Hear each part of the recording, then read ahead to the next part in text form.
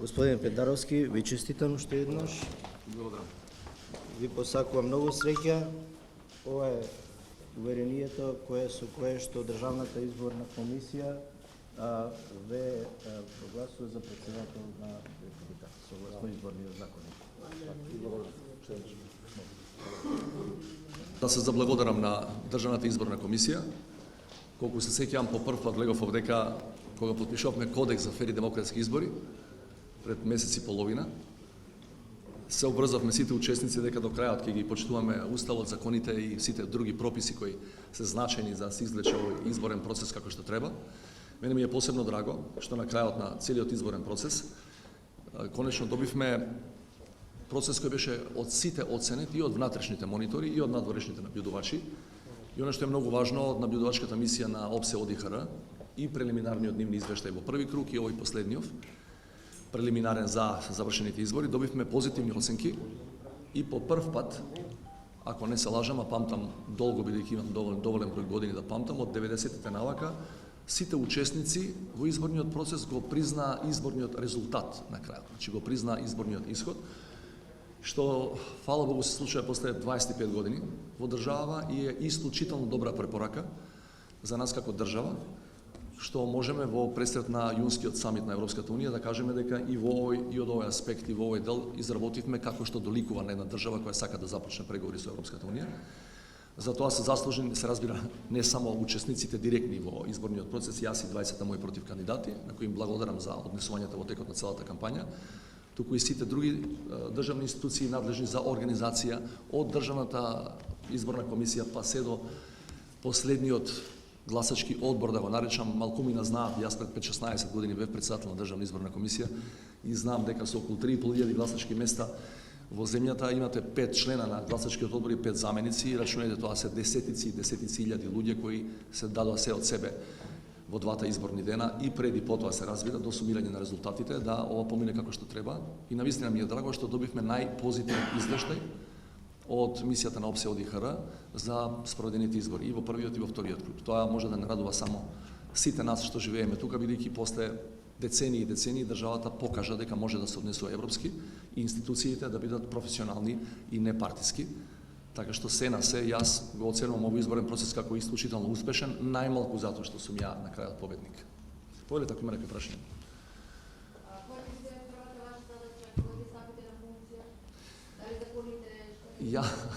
Јас првата, не би ја нарекол задача, прв пат влегувам во резиденцијата утре, ќе добиете детален распоред, и јас не го знам до крај, бидејќи имавме кратко време за подготовки, во 12 часот е во собранието, давањето на заклетва и кратко обраќање, подосна во резиденцијата, кај Иванов, и по примопредавањето знам дека прва договорена обврска ми е заедно со Иванов да се сретнеме со сите вработени во кабинетот, да се обрати председателот кој заминува и председателот кој доаѓа. Јас тоа го кажав и претходно за време на кампањата дека една од моите први задачи ќе биде, сакате така да ја наречеме, задачи ќе биде на сите вработени таму да им кажам дека нема што да се плашат, дека политички реваншизам нема да има.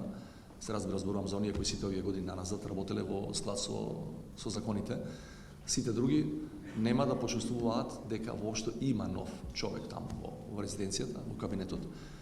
И мислам дека тоа треба да биде принцип на работа во сите институции при секоја промена на власта, че политичкиот реваншизам треба да биде минато во оваа земја.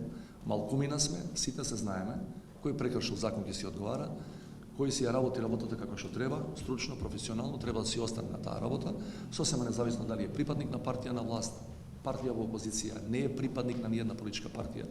Тоа ќе биде мојата прва задача, а од понеделник ќе почнеме да ги договараме и првите средби надвор. Сега е малку во тој дел проблематично, затоа што во Брисел и во Европа има евроизбори од 23 од 26 овој месец, практично сите се во изборна кампања, ние завршивме нашата, ама тие допрва ги чека нивната. Ќе добиете детални информации за тоа кој утре доаѓа на инаугурацијата. Има неколку председатели и високи представници од соседните држави кои доаѓаат. Така што има и неколку најави, имавме многу кусо време да го договориме ова, знаете, практично во вторникот се испратени поканите и за неколку дена добро е што имаме одличен одзив, барем од нашите соседи и од државите во блиското окружување. Да, извини, моја грешка, да. Законите да, јас ќе се обидам најбрзо што е можно, значи во текот на следната недела, од понеделник, да го доекипирам мојот правен тим, бидејќи не сакам да потпишувам на слепо, јас неколку закони од тие знам, меѓутоа не ги знам сите тие над 20 наводно закони кои се поминати во собраниска процедура, во прописна собраниска процедура и веднаш по тоа, значи во најбрз можен рок. Претпоставам дека дел од нив ќе бидат потпишани уште во првите неколку дена од по моето влегување во кабинетот. Како ќе поставите во врска со агенцијата за разузнавање? Имаше неколку лица кои што се позоваа во јавноста дека на таков или онаков начин беа поврзани со некои немили настани, како диво насилие и слично. Дали ќе правите реформа таму? Апсолутно, значи од Прибе, од рапортот на Прибе, тоа е веќе над 3 години, најголемите забелешки и практично најголемите причини зашто влеговме во длабока политичка криза во 2015 година беа стравичните злоупотреби во безбедносно разузнавачкиот апарат. Јас тука не сум само јас надлежен, се разбира како председател, меѓутоа имам значајни надлежности, особено кон агенцијата за разузнавање. И во однос на овој сет на закони кој уште не е изгласан, а е во завршна фаза, како што знам во собранието, за координација меѓу сите служби во тој дел. Тука секако дека ќе имам удел и законски и уставно и во однос на ова што се предвидува како ново законско решение, значи накусо кажано, имам намера да учествувам темелно во реформата на тие служби, бидејќи значајни сегменти од тие служби се уште не реформирани. Да бидеме се афери да кажеме дека дел од тоа дека е нешто направено во тој дел. Значи ја издвоивме познатата пета управа која беше надлежна за тие прислушкувања, знаете, илјадници нелегално направени, ја формиравме ОТА и во завршна фаза и законот за издвојување на управата за безбедност и контраразузнавање од составот на МВР. И тоа ќе биде значаен чекор, исто сугерирано од Прибе и од другите европски официјални личности, надлежни институции. Се разбира, ова е трет чекор за координацијата на службите, значи ОТА, УБК надвор и координацијата на службите. Јас мислам дека тука ќе извлечеме максимум во смисла на тоа дека тие решенија ќе бидат во линија на најдобрите европски практики и легислативни решенија. Во однос на агенцијата, конкретно за некои лица кои учествува во некои немили настани, колку што јас знам, дел од нив се веќе процесуирани. Како што се дел од лицата процесуирани, може би во рана фаза, но почната е постапката и кои некои припадници на АРН, каде што јас како врховен командант исто така имам некои надлежности. Така, она што не е процесуирано, се разбира ќе остане во надлежност на обвинителството, не е тоа моја работа, меѓутоа сите оние кои се огрешиле од законот, сакам да повторам, почитувајќи ја презумцијата на невиност, се разбира, не можат да работат ниту во кабинетот на председателот, ниту во агенцијата, ниту во армијата на Република Северна Македонија. Дел има, мислам дека јавноста е запознаена. Сега да не шпекулирам со бројката, мислам дека 4 вработени од таа институција се веќе во рани фази на истрага, меѓутоа или на предистражна постапка.